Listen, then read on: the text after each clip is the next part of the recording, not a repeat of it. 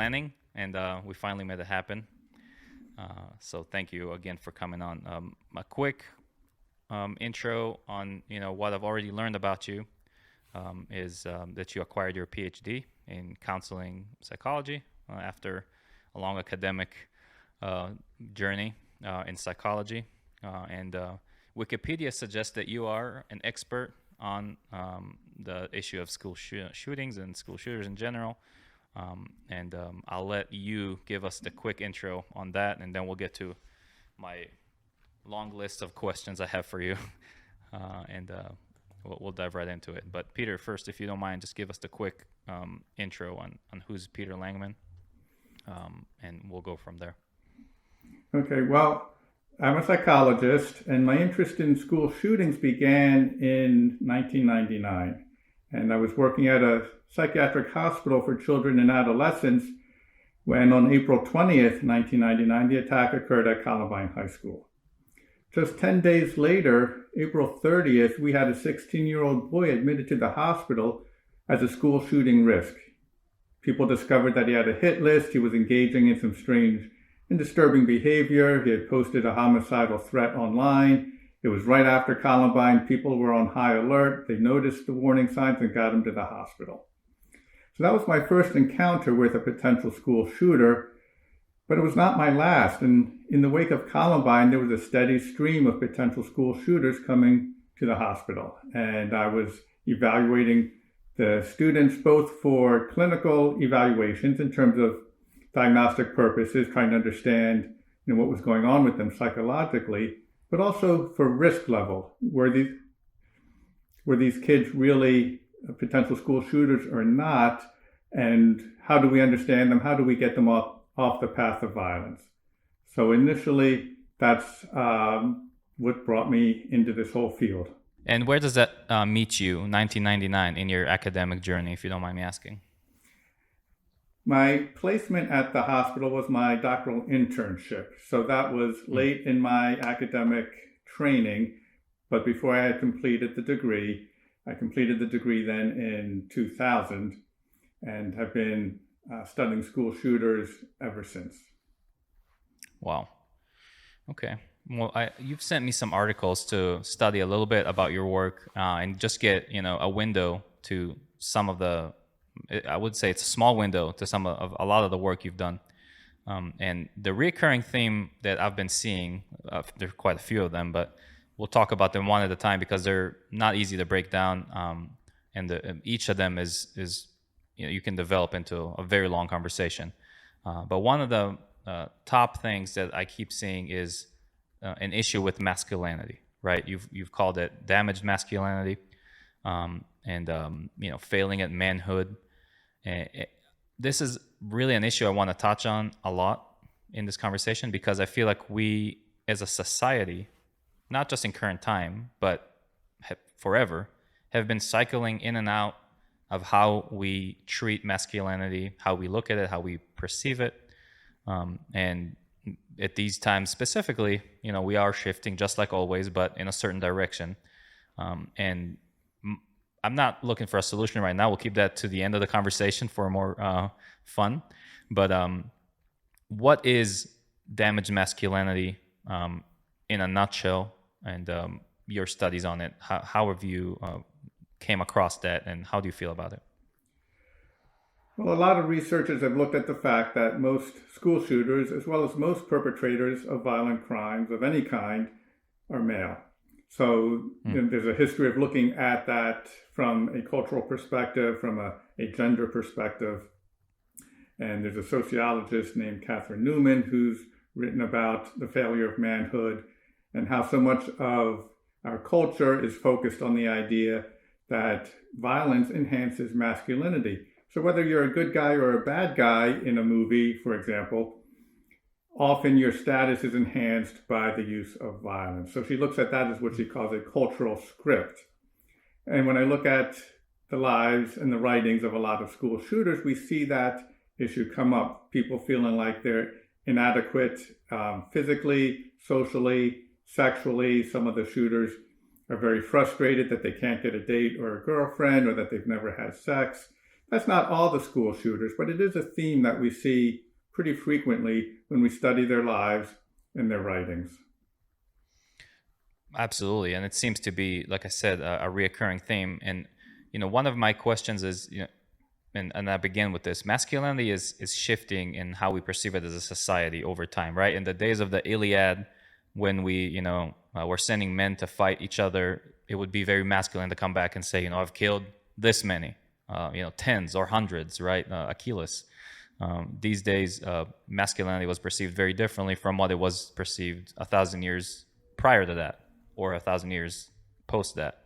And we're shifting naturally. I don't think there's room to say if it's good or bad. It's just human evolution, and this is where we're going. But right now, there seems to be almost an attack on masculinity. Some of it, I would say, could even be justified. Of course, there's always somewhere room in the middle to find what's the actual middle ground. I think balance is the only value that I ever find winning in life.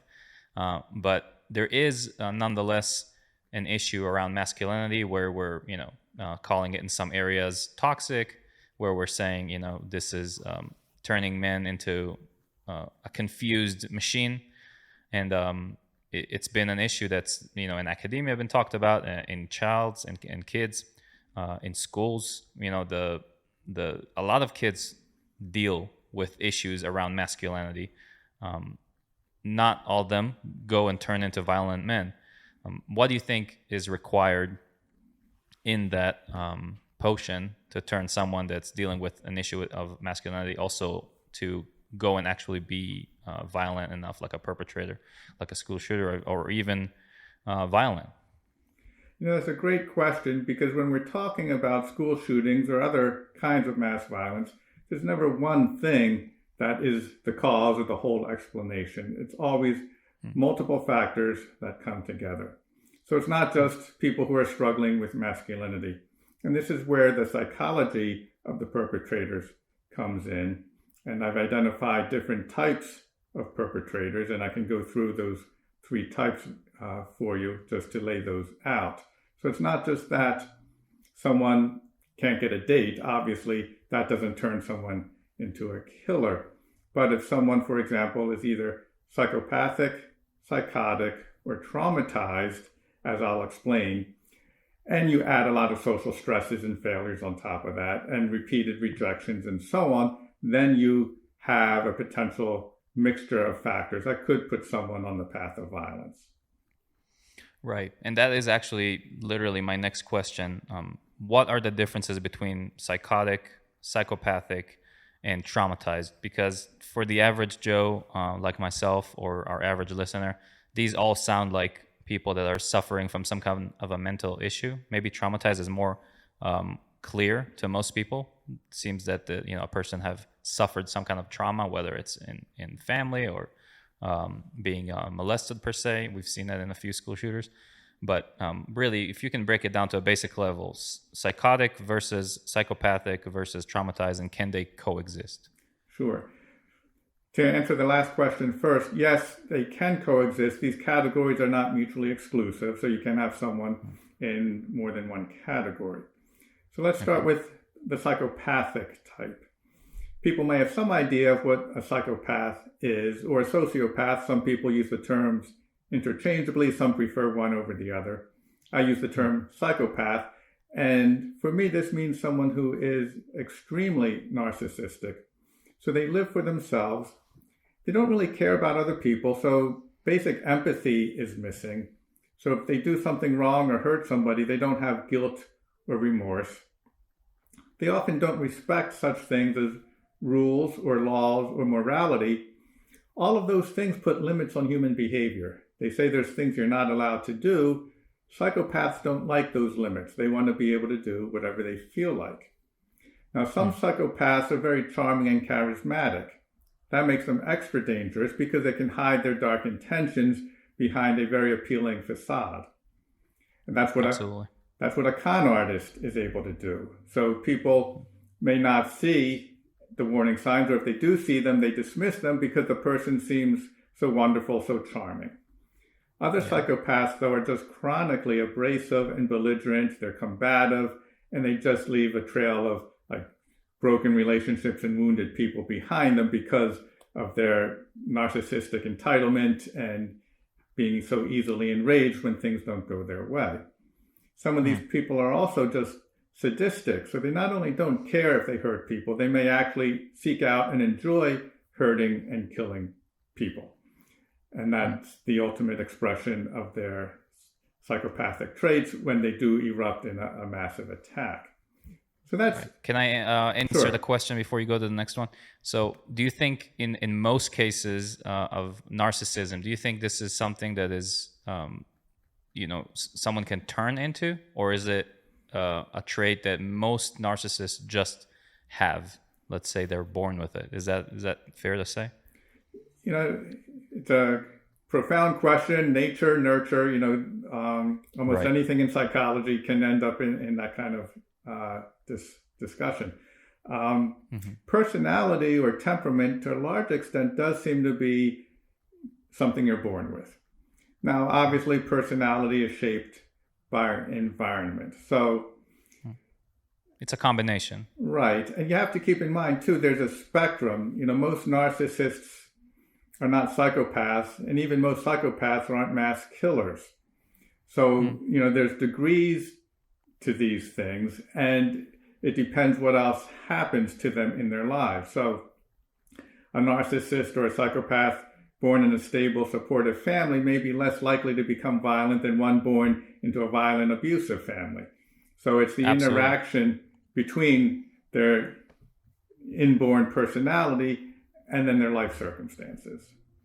Very interesting, and I like your explanation because it really helps put some pieces together for myself. Which I've known a few narcissists, and actually I've had the liberty and the luxury, if you will, to know ones that grew up in very bad environments, and some that didn't, and it really does connect. Of course, none of them ever lived on so far on the end of the spectrum where they wanted to kill people, but most definitely hurt other people and not care about it at all.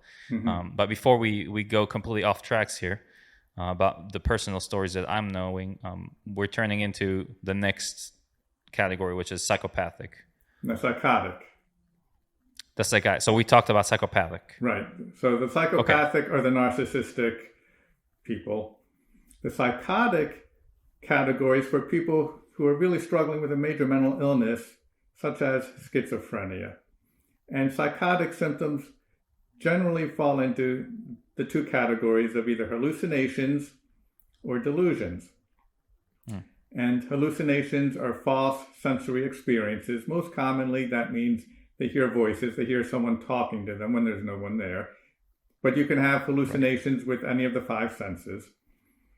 And delusions are strongly held, rigid beliefs that are not true. And most commonly in this population of school shooters, that's either paranoid delusions, thinking there's conspiracy of some kind to hurt them or kill them, or Hmm. delusions of grandeur, thinking that they're some sort of exalted being. But there could be other delusions. There was one school shooter who believed he was not really human and from the earth. He was brought here from another planet and placed with his parents. So when you're talking about psychotic symptoms, you're talking about people who are not in touch with reality in some way, whether it's the hallucinations or the delusions. Hmm. That makes sense. And let me ask you another subcategory question here about the psychotic. If they feel some plot, world plot going on against them to hurt them, whether it's on the family level or the world level, right? Because you've written a piece on Osama bin Laden, which I thought was very interesting, and it seems from the writings that have been collected, and I'm sure you've used for your writing, that he had some kind of a fear from a worldwide plot, specifically from the West, to eradicate Islam from the world. Right, that gave him some sense. It wasn't the only thing that gave him a sense of righteousness to what he was doing, but it was one of the things. And it wasn't specifically to hurt him, but his kind, if you will, whatever he believed in. So it doesn't have to be a conspiracy theory to hurt me as an individual. It could be enough that I believe that there's something going on that's going to hurt somebody, and I want to get behind that, um, you know, organization, group, if you will, tribe. Does that make sense? Yes, when you look at perpetrators of ideological violence, you often see paranoia at the root. And that could be paranoid thinking, not full-blown paranoid delusions. It becomes a very fuzzy boundary, especially with conspiracy theories and prejudices and so on. But Dylan Roof, who committed the racist attack against African Americans at a church in South Carolina, believed that blacks were conspiring to annihilate the white race. That's, paranoia. The Pittsburgh synagogue attack, the person believed that Jews were somehow bringing invaders in to eliminate the white race. Again, paranoia. So whether it's racism, anti-Semitism, jihadism, white supremacist attacks, often at the root of these, there's some kind of paranoid thinking. Yeah, and later on, I just wrote down another thing I want to talk to you about before we get to traumatized. That is, it's interesting, and it has to do about free speech on the internet. But before we go there, let's cover traumatized versus these two psychotic and psychopathic tendencies, and what does it mean to be traumatized outside what seems to me to be the obvious. Okay, now when you're talking about the psychotic and psychopathic shooters, most of them come from more or less stable, intact families, often middle class. When you're talking about the traumatized shooters, you're talking about kids who come from chronically and severely dysfunctional, violent homes. So it's not just that they suffered a trauma, it's that their entire lives, for the most part, have been traumatic. And in every case, at least one, if not both, of the parents were drug users or alcoholics. At least one, if not both, of the parents had a criminal history, sometimes to the point of incarceration. There was also often domestic violence in the family that the children witnessed. There was often physical abuse that they experienced. A lot of these families were at the lower end of the economic spectrum, so some of these kids were growing up in significant poverty. Sometimes they were sexually abused, either in the home or in the community, or they would end up in a foster home and maybe they get molested there. So just a lot of chronic abuse and lifelong instability. Roger that. And why is it that you can turn psychotic or psychopathic in a normal home? When I say normal, quote unquote, none of our homes are normal, but it's essentially not a broken home, versus traumatized, which is clearly coming from bad experience, which usually is associated with a broken home. Why is it that you can turn, again, psychotic or psychopathic in a relatively safe, normal environment?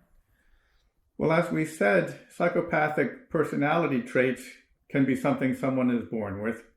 Similarly, there can be a genetic predisposition to something like schizophrenia. So sometimes there's a major family history of severe mental illness in the family that gets passed down genetically and ends up in one of the children.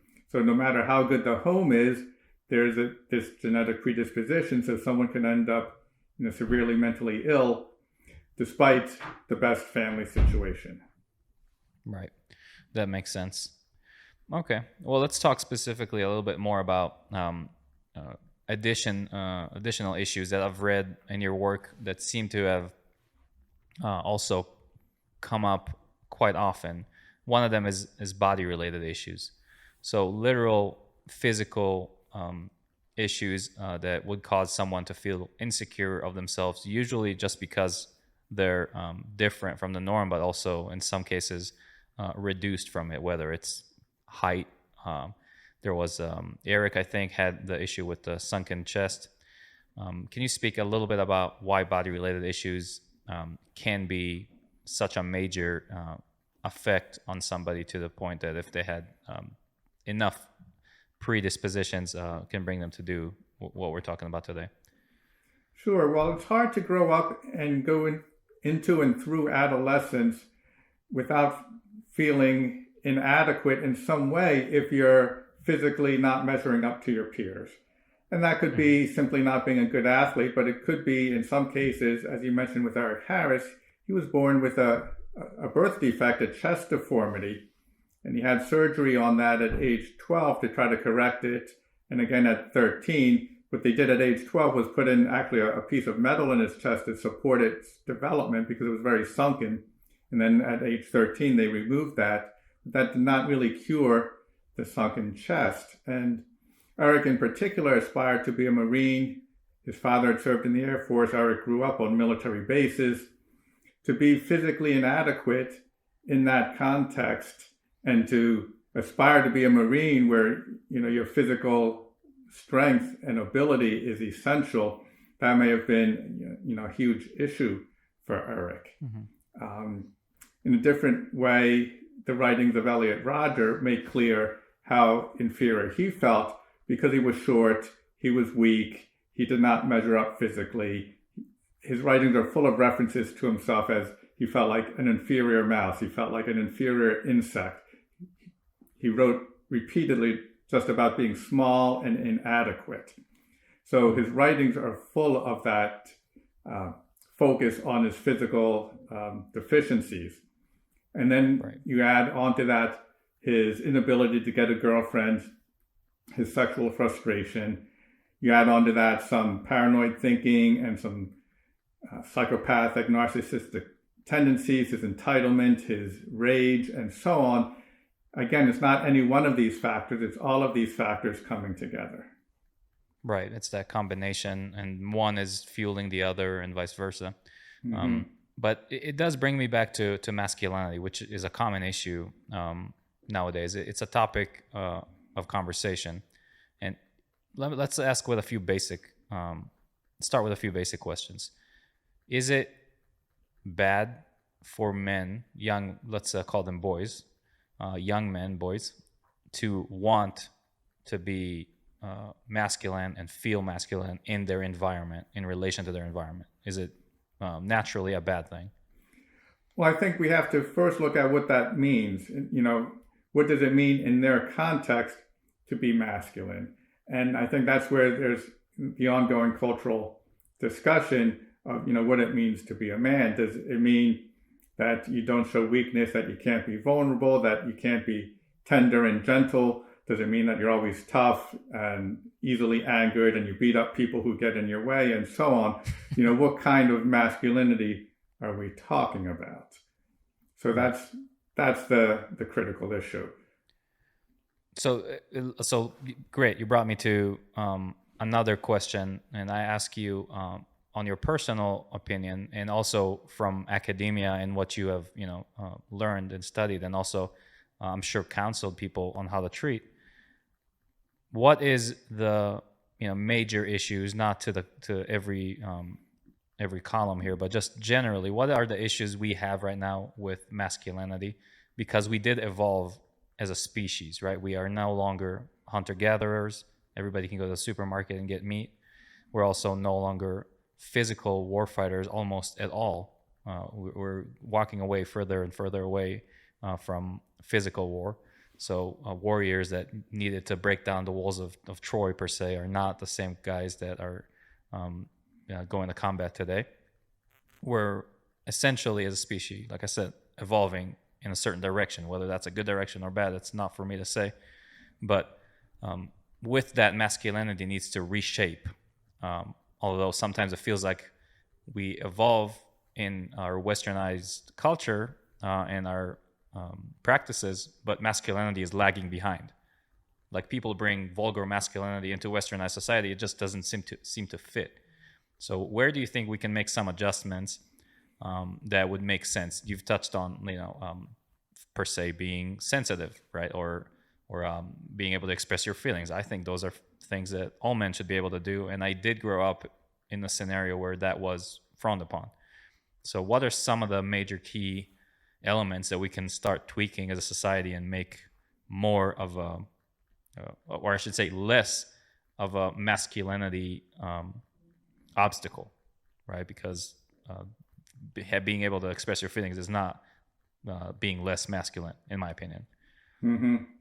I don't know that I have any great answers for that. That's, again, a huge cultural issue. I think the more role models we have for a different kind of masculinity, the better. I think that could be portrayed in television shows and movies, books, etc., but also with parents doing a different kind of parenting, that um, raising their children differently, allowing boys to be who they are, to have their feelings, not to enforce a denial of their emotions on them, not make that an expectation that because you're a boy, these are the feelings you're allowed to have and these are the feelings you're not allowed to have. Right. Totally understood. Isn't it crazy that everybody can just have a person that they can make, just make a person, and one man meets a woman. They could be at any age of some basic level of adulthood, and that's it. They can go make a person together. We need a license to drive a car. We need licenses to start a business, to operate in so many realms. But everybody can just go make a little person and treat them essentially however they want, as long as they're not beating them up, because then we'll interfere as a culture. But there's not really a lot of guidance. It seems like there should be, but everybody can go be a parent, anybody almost. And to me, it seems like we don't really have enough guidelines on how to do that and who should be qualified to do that. And we do have those qualifications and guidelines on other things. Why do you think the double standard? Well, it's certainly true. Babies don't come with a user's manual, right? Absolutely not. So it's tricky, and there's no agreed upon one right way to be a parent, and that makes it challenging. And what works with one child may not work with another child. In fact, it may backfire and have a detrimental effect, because every child is different and every parent is different. And parenting is really about the combination of who you are as a parent and who your child is, and doing the best you can under those circumstances. So whatever you read in a book might work, but it might not. And for that reason, there's no consensus, there's no guideline that we can just give to everyone and say, do this. Right. And even if there were, life interferes and we're not always at our best. And we would not always follow that guideline, Right. So I know you're not a parenting counselor, but what would you, from your position, advise young parents bringing kids to the world nowadays to do to prepare themselves to treat children, whether they're male, female, or whatever they choose to be, in a way that would bring about good education, good habits, and a good family core, but also leave some room for interpretation so people can become their own people. Because I really enjoyed my parents allowing me to turn into me and not just try to shape me for the entire duration of my life. I think it's important to see who your children are when they arrive, and you never know who they're going to be and what their interests are and what their personality is going to be, and try to nurture that the best you can. Yeah. Sounds easy, but in real life, it gets a little more tricky. So let me kind of drift back into the conversation that we're talking mostly about, and it has to do, with. Let me put it this way: I've noticed that physical strength has a direct correlation with people's kindness, ability to understand the other person's view, and in general, let's just call it, the good old big heart. I don't know why, and maybe you can talk to that, but it seems like people that have, whether it's natural or gained through exercise, physical strength, because they're very naturally large, or they've been training jujitsu all their life. They have a certain type of confidence in themselves that releases them from a lot of barriers that people who don't have it have to compensate for in other actions. So if I'm weak and not masculine and not respected in my sub culture, I need to talk loud and act out and be noticed. Where someone really large sometimes says, well, nobody can really hurt me here in this little group, so I can just be nice to everybody. Does that seem like a theme that makes sense?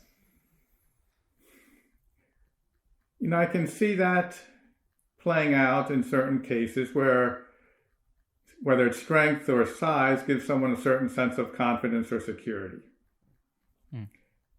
It doesn't necessarily, though. And again, if we go back to school shooters, one of the earliest school shooters was Charles Whitman in 1966, the so-called Texas Tower sniper.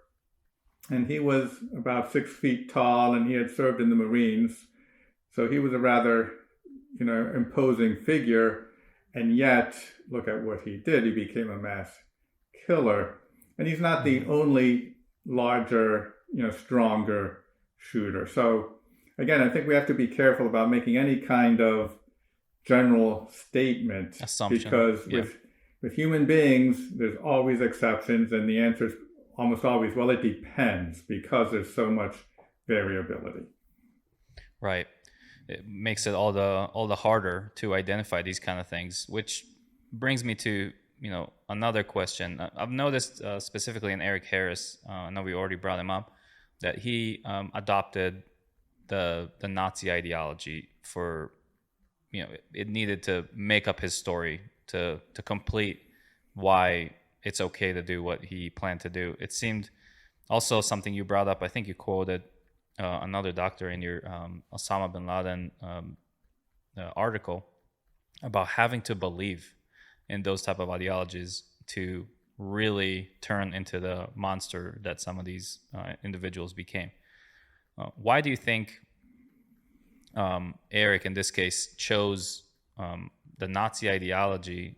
And you also brought up the term ultra-masculinity, and I just have a hard time understanding how does one gain ultra-masculinity by turning to these type of stories and ideologies, and why do you think it happened in that case specifically?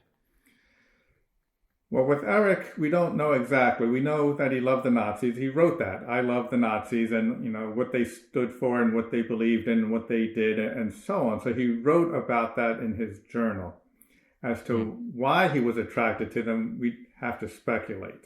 And I have a few thoughts I can offer. As we mentioned, Eric had some physical body issues, so he may have felt like a damaged male.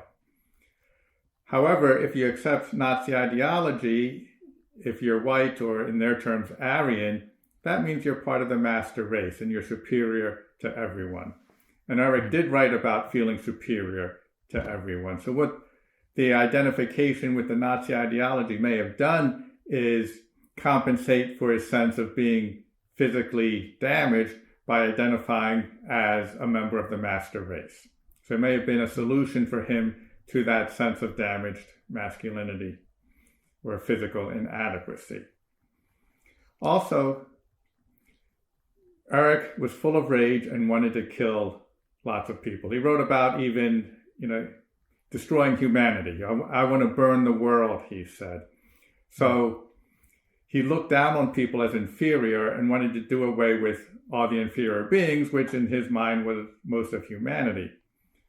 Well, the Nazis validated that desire. The idea of eliminating those who are unfit for life came right out of Nazi ideology.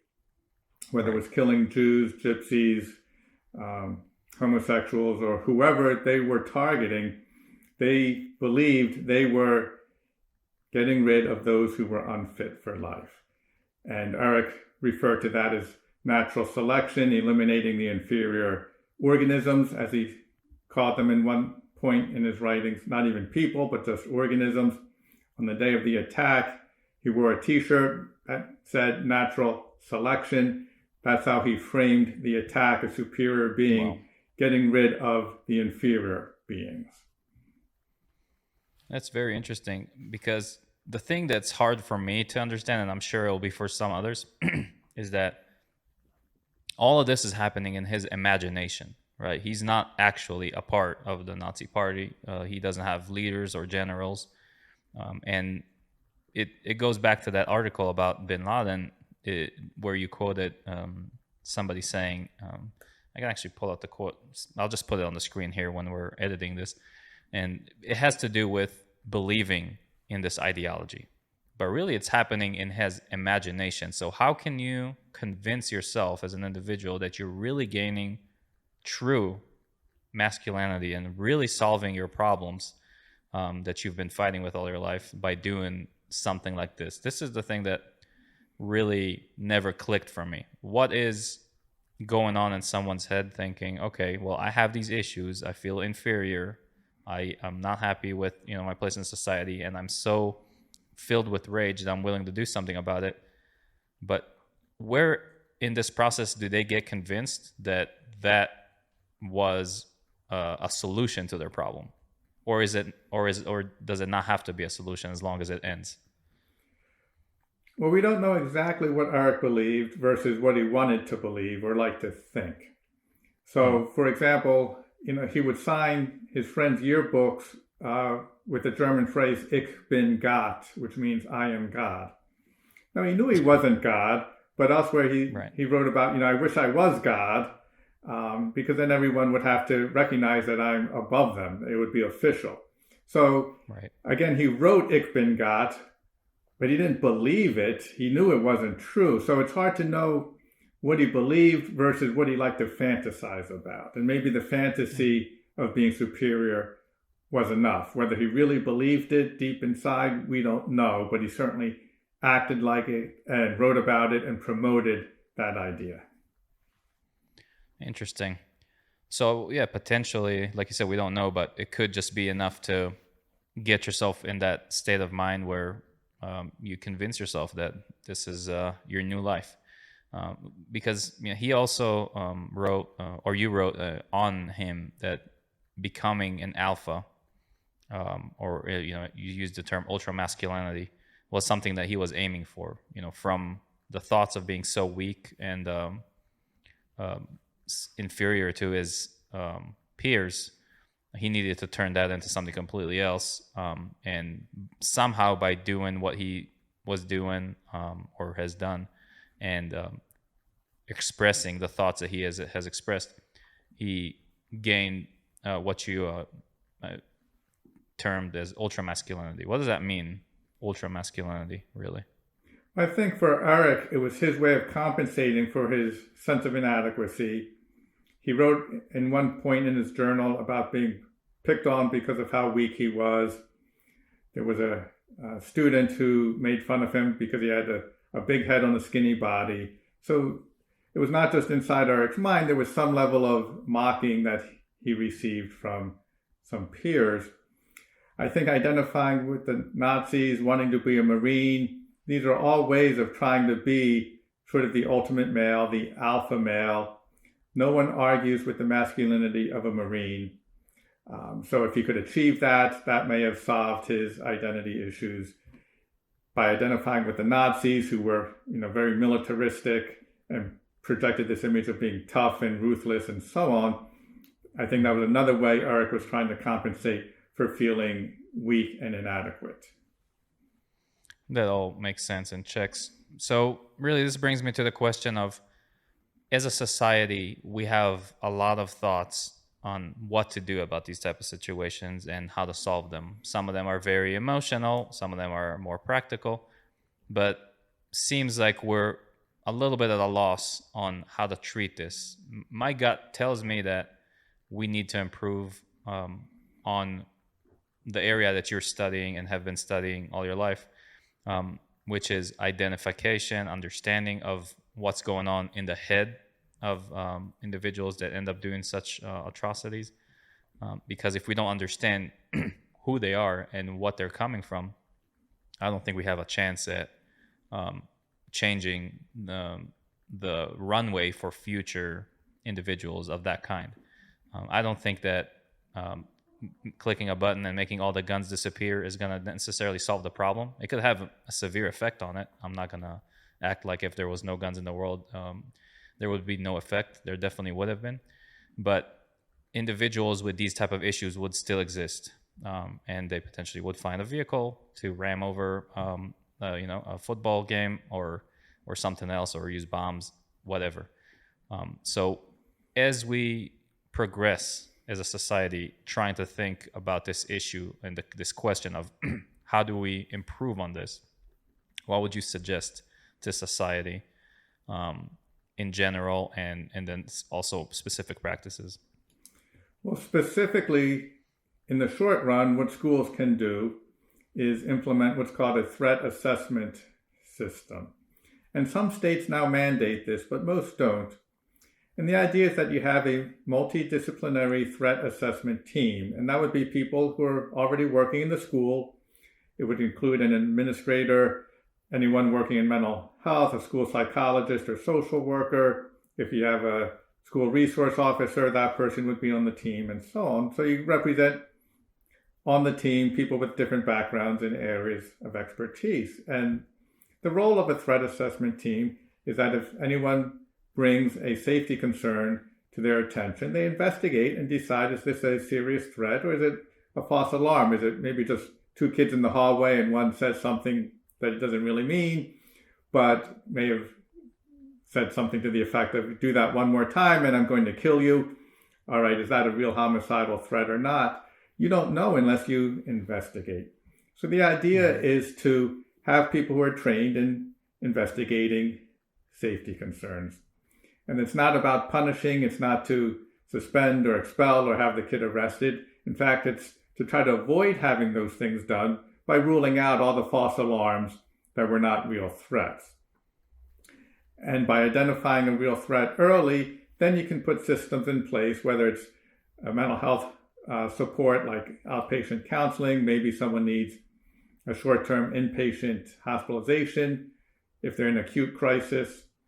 Maybe they need some extra academic support or some training in social skills, or maybe they just need to be removed from a classroom where they have a lot of conflict with another student.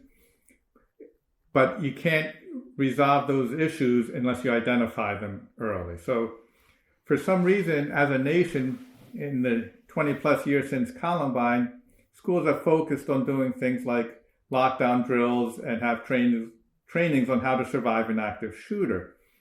And those are important and could save lives, but those are what you do after you already have a gunman in the building. Those are not preventing the attack from happening in the first place. Right. So we focused on being reactive, and we need that piece, but we also need the proactive piece of identifying the potential killer early, intervening, and hopefully then you don't need to go into lockdown. Right. Totally understood. I'm coming from a military background, and this is also what the military does. You solve the outcome, not what was going to lead to the outcome. If we don't want somebody shooting to the left side of the range, then we stand right by him and make sure he doesn't do it, instead of just saying, hey, don't shoot this way. Solve the problem at its core. Much more effective. But let me ask you a hard question that is, and admittedly, you're going to have to speculate here a lot, which is fine, but I still am interested in your opinion. If we had the perfect time machine and we could have offered psychological and psychiatric help to the individuals that you've studied, and you had a window to their lives that you could just jump into any point of time and start issuing certain amount of help, not necessarily throwing them in a cell, but actual help to change their path. Do you think that these individuals, at least in their majority, could have been offered help to lead to an outcome that's different than what it was, or were they determined to go to somewhere bad and violent eventually in their life? To answer that, I'm going to reflect on the multiple potential school shooters I work with in the psychiatric hospital. Hmm. All those kids were identified because of warning signs that people saw and reported.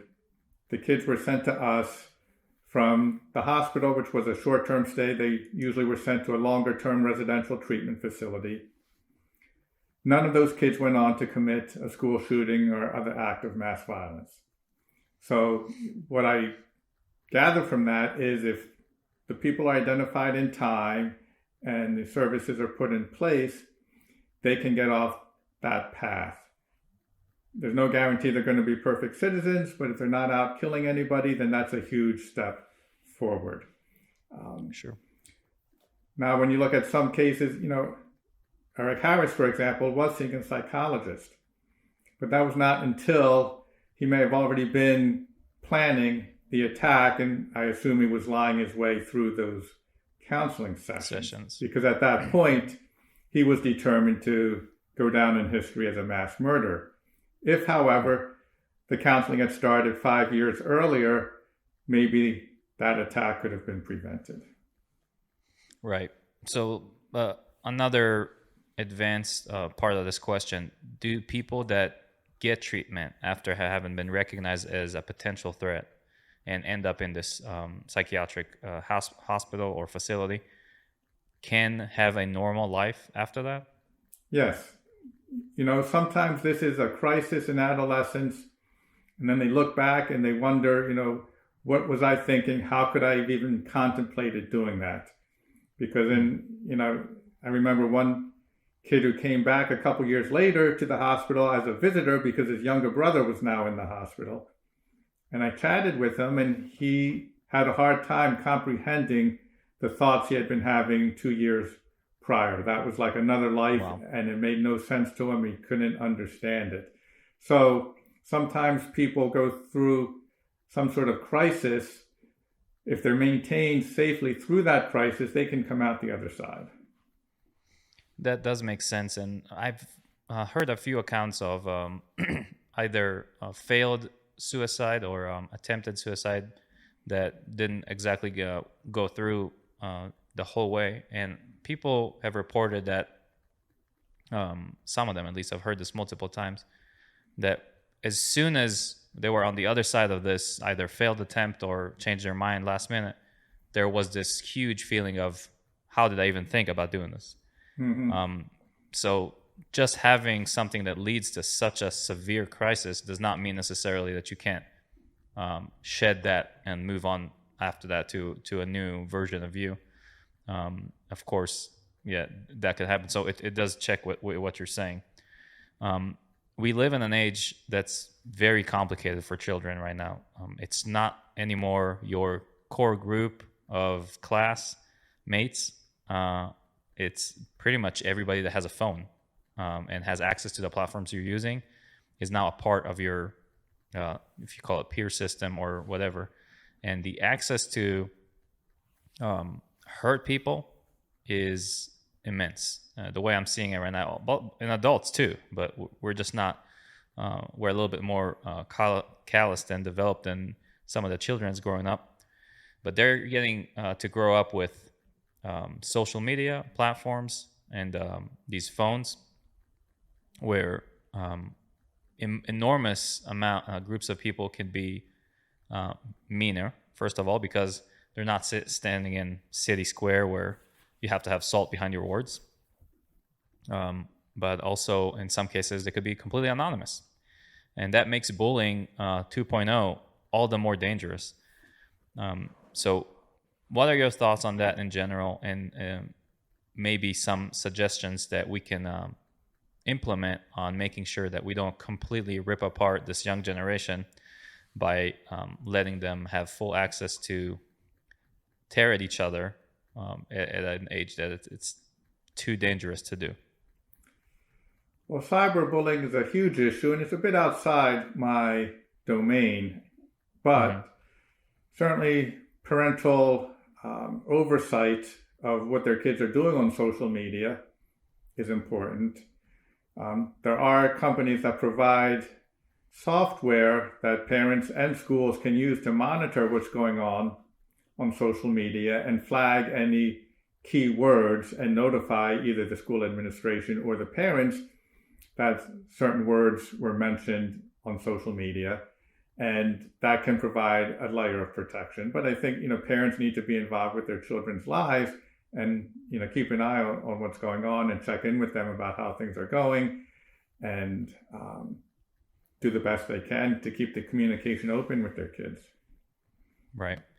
Yeah, that makes sense. And generally speaking, growing up, I always was a big proponent of free speech. I don't see a reason to limit it. And the only time I've ever come across a situation where I had to second guess myself around that subject is while being introduced through a documentary to websites like 4chan and 8chan. I don't know how much you were familiar with those in your studies, but essentially they're completely anonymous boards where people can say whatever they want without having any accountability to that, and also complete anonymity, meaning it's not Twitter, where Twitter can go and actually find who you are, but ultimate anonymity, meaning nobody can go find who you are, unless I guess maybe it's at levels that I'm not familiar with, like the NSA. But in general, what it seems to breed in some dark corners of the internet is hate and encouragement to do horrific things, like the New Zealand shooter came out of there, and I believe one of the synagogue shooters in LA or Florida. Either way, it seems to breed something that wasn't really being bred before that. And that gave me a reason to think about the question, is there such thing as too much free speech? Because free speech at the Coliseum or at the city square is very different than free speech on the anonymous internet. It just gets to turn into something that we've never really recognized before. And it scares me because there's potential for a lot of damage. Mm-hmm. And I see the type of hate that's being encouraged there that usually wouldn't really be possible. Because if you have one anti-Semite in your city back 100 years ago before cell phones, he would go to the city square, get shut down, and society would continue as natural. Now, one can find another anti-Semite 4,000 miles away, and 2 become 3, and 4 become 5, and then they're 100, and it seems insignificant, but these core groups end up having one person that wants to prove to the rest of them that he is the real hero of the group and goes and does something in the real world. And that's a new thing that we haven't had to deal with in the past. So what are your thoughts on that general statement? Is there such a thing as too much free speech in our new digital world? Well, there are limits on free speech that we as a society have decided need to be in place, whether it's, incitement to riot or certain kinds of threats. I'm in Pennsylvania. In Pennsylvania, there's laws against what are called terroristic threats. You're in Colorado, there's laws against menacing behavior. So there are laws that may be applicable in certain situations if people are posting certain kinds of language online.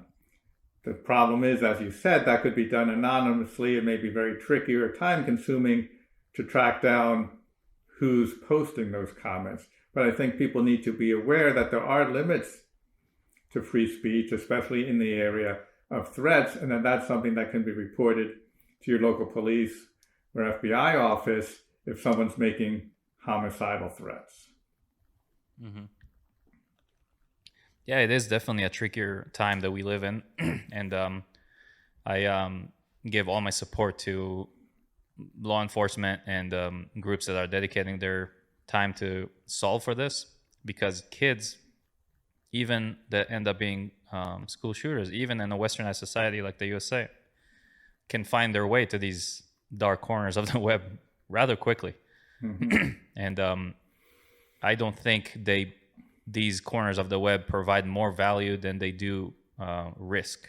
In my opinion, they do open up more potential for damage than they do provide any. Mathematicians don't go there, right? There's no science club. It's what good can really come out of there. I'm not sure, but it's open for debate. So if we want to close on something important, which has to do with how to improve on this, um, do you think that in order to eradicate this issue altogether, and this is going to be a two-part question, do we need to bring societal awareness to a certain level, or is it a combination of both that and doing something with specifically gun laws, in your opinion? I think what we need to do is, as I said, get threat assessment teams in all our schools. We also have to make it easy for people to report what they know, which means having anonymous tip lines, either statewide tip lines, as some states have, or local tip lines. And we need to educate people about reporting warning signs. That's why I wrote my latest book. It's called Warning Signs: Identifying School Shooters Before They Strike, because that's what we need to learn how to do. And what's so heartbreaking in doing this research is seeing how many people saw the warning signs and didn't do anything about it. That lives were lost because people did not report what they knew.